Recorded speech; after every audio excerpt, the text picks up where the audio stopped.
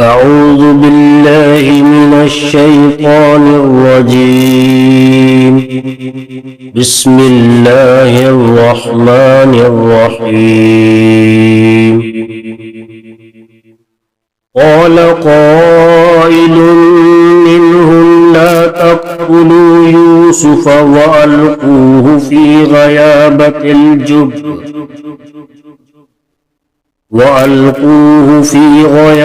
الجب يلتقطه بعض السيارة إن كنتم فاعلين.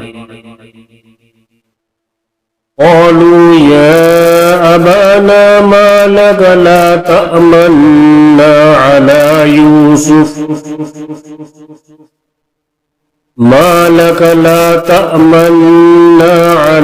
يوسف وإنا له لناصحون.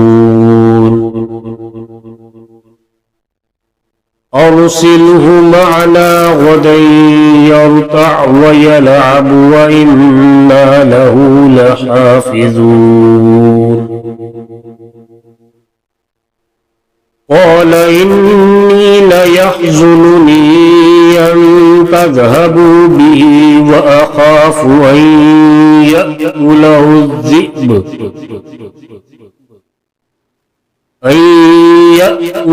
الذئب وأنتم عنه غافلون. قالوا لئن أكله الذئب ونحن عصبة إنا إذا لخاسرون. فلما ذهبوا به وأجمعوا أن يجعلوه في غيابة الجب وأوحينا إليه لتنبئنهم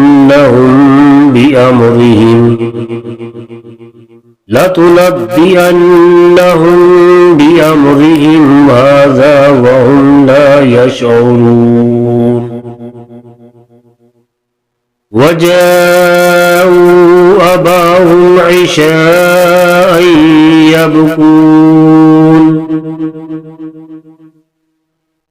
قالوا يا أبانا إنا ذهبنا نستبق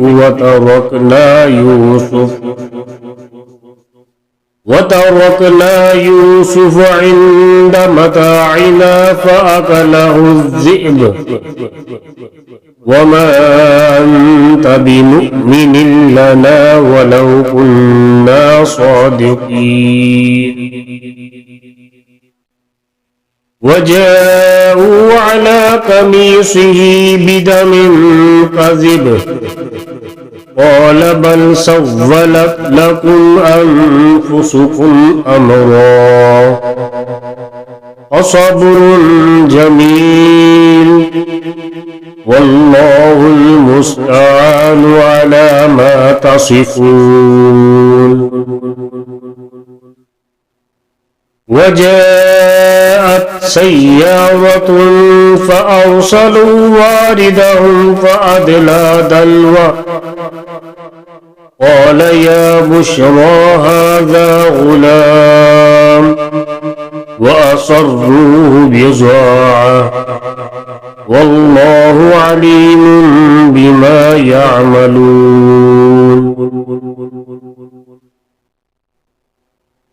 وشروه بثمن بخس دراهم معدودة وكانوا فيه من الزاهدين.